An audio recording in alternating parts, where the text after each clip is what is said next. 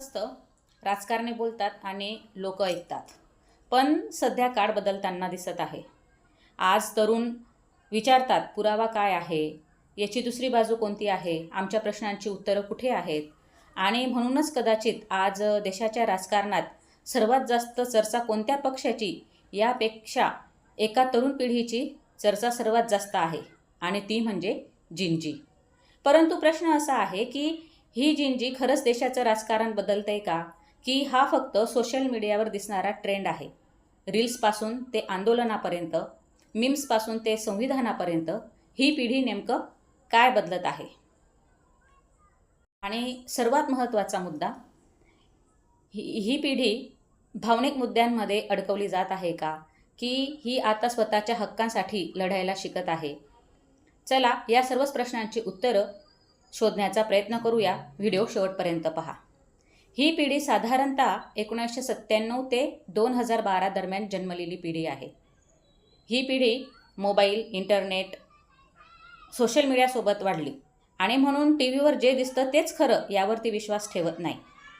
तर ती यूट्यूब पाहते, इन्स्टा पाहते, वेगवेगळी मतं ऐकते आणि मग स्वतःचं मत बदलण्याचा प्रयत्न करते.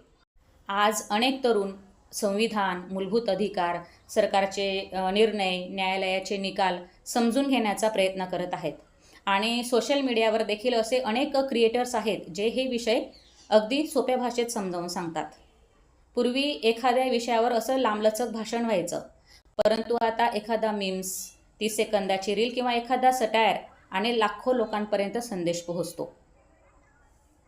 आता आपली जुनी पिढी म्हणजे आपण आईवडिलांचा आणि शिक्षकांचा हातचा मार खाऊन धाकात वाढलेली पिढी आहोत. परंतु जेनजीला कोणीही मारलेले नाही, उलट त्यांच्यावर प्रेमाने आणि हक्काने संस्कार केले गेलेले आहेत. जेव्हा एखादी यंत्रणा किंवा पोलीस त्यांना रोखण्याचा प्रयत्न करतात, तेव्हा हे पडून न जाता मोठ्या आत्मविश्वासाने उभे राहतात आणि म्हणतात, India is a democratic country, मग तुम्हाला आम्हाला रोखण्याचा अधिकार कोणी दिला. आणि त्यांची ही निर्भयता आणि कायदेशीर समज पाहून अधिकाऱ्यांचेही डोळे उघडले. आता जेनजी पिढीने पारंपरिक मीडियाला पूर्णपणे नाकारलेलं आहे. ते ज्यावेळेस देशात बेरोजगारीवर, पेपर लीकवर आणि भ्रष्टाचारावर संताप उसळतो, तेव्हा यांचे रिअल टाईम अपडेट्स रील्सवरून पसरतात. आणि त्यावेळेस हे जुन्या पद्धतीचा IT सेल किंवा प्रपोगंडा हा टिकत नाही. आणि म्हणूनच आज देशाचं सर्वोच्च नेतृत्व असलेल्यांना देखील सेल्फी मोड किंवा इन्स्टा मोडवर जाऊन तरुणांच्या प्रश्नांना उत्तर द्यावं लागत आहे. यावरून हेच दर्शवते की आता जुन्या मुद्द्यांवर तेच लांबलचक भाषणं करून चालणार नाही, तर आता थेट तरुणांच्या प्लॅटफॉर्मवर जाऊन त्यांच्या प्रश्नांची उत्तर देण्याची वेळ आलेली आहे. पण एक गोष्ट लक्षात ठेवायला हवी की जेनजीमधले सगळेच एकसारखा विचार करत नाही.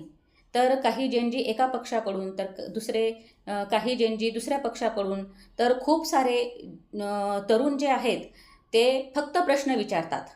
आणि प्रश्न विचारणे हीच तर खरी लोकशाहीची ताकद आहे. पण सर्वात महत्त्वाची गोष्ट म्हणजे जेनजीसमोर एक मोठं आव्हान देखील आहे. सोशल मीडियावर दररोज नवे भावनिक मुद्दे, नवे वाद, नवे ट्रेंड समोर येत आहे. अनेकदा तरुणांचं लक्ष त्यांच्या खऱ्या प्रश्नांपासून दुसरीकडे वळवलं जातं. एकीकडे विद्यार्थ्यांना माफ केल्याचं सांगितलं जातं, दुसरीकडे पोलिसांच्या कारवाईंच्या बातम्यांमुळे अनेकांनी बोलणं आणि कृती एकसारखी आहे का असं प्रश्न केला. मुद्दा कोणत्याही पक्षाचा नाही, तर मुद्दा हा आहे की तरुणांना त्यांच्या प्रश्नांची उत्तरं मिळायला पाहिजे. जेनजीने आता कोणत्याही भावनिक घोषणांमध्ये अडकण्यापेक्षा त्यांनी शिक्षण, पेपर लीक थांबवणारी व्यवस्था, रोजगार, संविधानाने दिलेले हक्क या प्रश्नांवर त्यांनी ठाम राहायला हवं. कारण ज्या वेळेस तरुण हे भावनिक मुद्द्यांपेक्षा स्वतःच्या हक्कांना प्राधान्य देतील, तेव्हाच खरा देश बदलायला सुरुवात होईल. लक्षात ठेवा, नेते बदलत राहतील, पक्ष बदलत राहतील, घोषणाही बदलत राहतील, परंतु तरुणांचे प्रश्न बदलले नाहीत तर देशाची परिस्थितीही बदलणार नाही. म्हणून जेनजीची खरी ताकद ही रील्समध्ये नसून त्यांच्या प्रश्न विचारण्याच्या धाडसमध्ये आहे. आणि सत्य पडताळण्याच्या सवयीमध्ये आहे आणि आपल्या प्रश्नांवर ठाम राहण्यात आहे. कारण आजचा जेनजी हा फक्त उद्याचा मतदार नसून उद्याचा भारत घडवणारा नागरिक आहे. व्हिडिओ आवडल्यास लाईक करा, शेअर करा आणि चॅनलला सबस्क्राईब करा. थँक्यू.